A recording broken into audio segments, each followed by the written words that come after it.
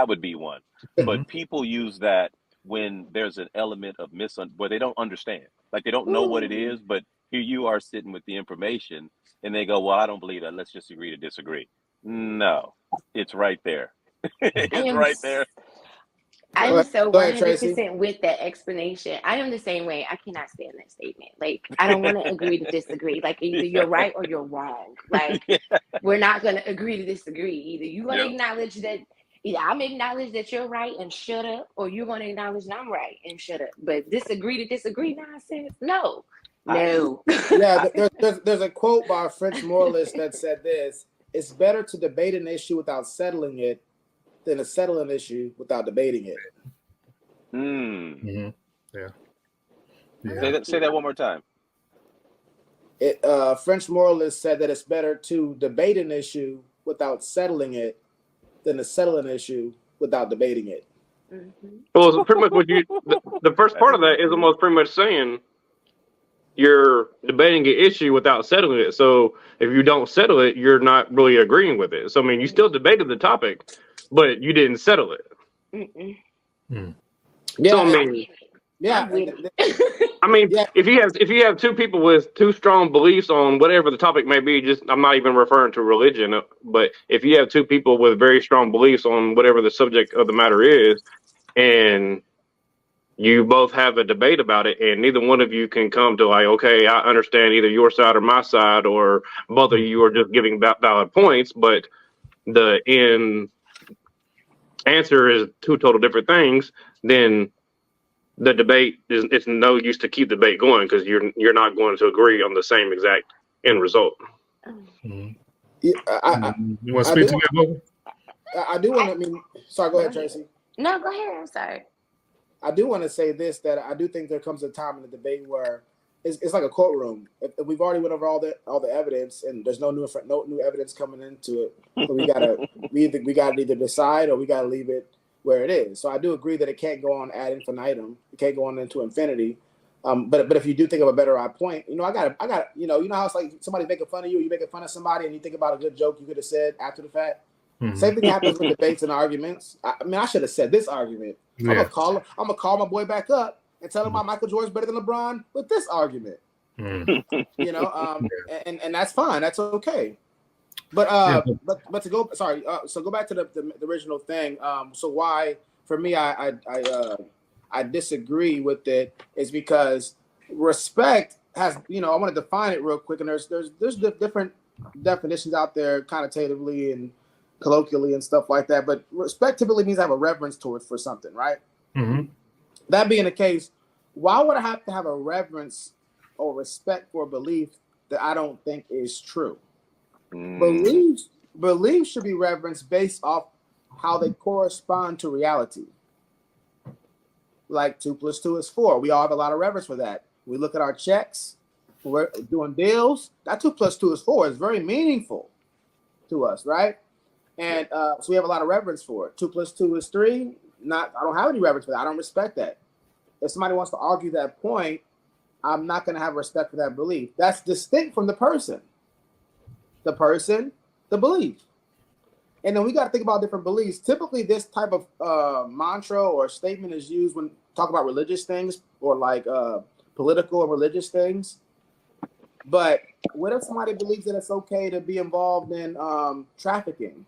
Yeah, harming people. That's a belief. Do I have to respect that one? No, sir. Yeah, that's right. So when you think about it as totality, obviously we all know you don't have to respect every belief. We respect beliefs based off of whether it hits the moral standard, the logical standard, the mathematical standard, or the truth standard. Those are our rubrics, how we measure what's good and what's bad. And so we're going to measure those beliefs based off that. So that's what you say. So, and you said why we shouldn't respect beliefs. It depends on the beliefs, right? It depends on the belief. Yeah. Okay. And then the second part of it, we talks about not converting. This is a very layered conversation because most people are terrible at having intellectual discourse. They don't know the rules of engagement. Mm-hmm.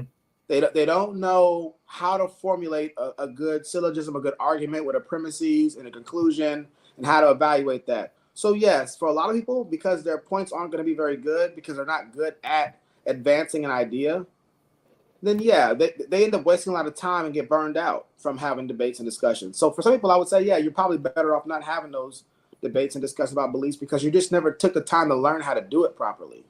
Mm-hmm. Some people are naturally good at it. Yeah, That's probably not most people. Yeah. And so people waste a lot of time and you just piss people off. So I would say in general that you should, and we all know this, we all do this every day. You know, if anybody has children, has had to convince your child had beliefs that you had to come and say, no, that's not a good belief. Mm-hmm. You know, so our siblings, our parents, our friends, our coworkers, anybody who's had to be in management, had to be in ownership, you have to challenge beliefs on a regular basis, deep held beliefs at that. So yeah, I would say this right here to me is just somebody who is either projecting because they don't like when it happens to them because they're overly sensitive and easily offended. Yeah.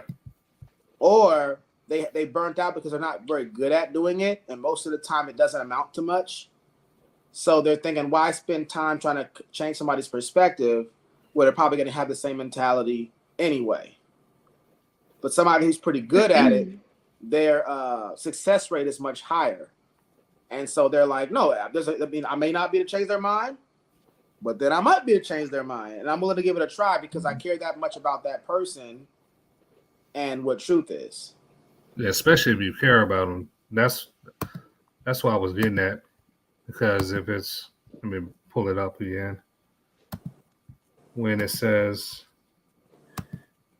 respecting sometimes, I had an issue with respecting sometimes. Like Vulcan said this earlier, when you think about the simple definition, respect means reverence. I was thinking more admiration. It's hard to agree with something you don't have. I just don't see how that aligns together. You respect it sometimes. You can't sometimes respect something you don't agree with. I mean, that you agree with. I think so that's gonna be hard. That's gonna be hard to do. So it has to have a level, maybe a small level. Well, Tracy had a point. I'm gonna hit them real quick. Then Tracy, you go. Like when I debate about LeBron and Michael Jordan, I won't say what side I'm on the show right now because we're not talking about that. But I'll just say I have respect for both sides. Yeah. Let me say Yeah. that. Yeah. But all right, Tracy, you had a point. Well, I just wanted to point out that respect has two definitions, and Okay. yes, it does mean admiration and that kind of stuff. Like you can totally respect something that you completely agree with or passionate about, etc. But respect also means just a due regard for how people view things, their feelings, etc. And I think that the general consensus in this conversation is to only focus on the first definition of the word and look at it as from an admiration standpoint. But respect it's also in its simplest format. It just means that, like, okay, you think how you think, I think how I think, I'm gonna let it go. And like if you do have a different religion, like accommodations, like I may not serve pork in a room full of Muslims. You know what I'm saying? Like that's just a respect thing. Am I Muslim? No. Do I agree with them? No. Like that's just a respect thing. It's just a due regard for what they think, what they feel, and how they're moving within reason. If by that you just mean a level of tolerance and to not needlessly offend, exactly, we're on the same page. If you mean to not needlessly offend, sorry, Derek, you got something? I got a question for Tracy. Okay. Tracy, do you have daughters? I do. Okay. So I want you to picture this pool party. And it's supposed to be a girls' pool party, and you got all your daughters, in the pool in their little bikinis.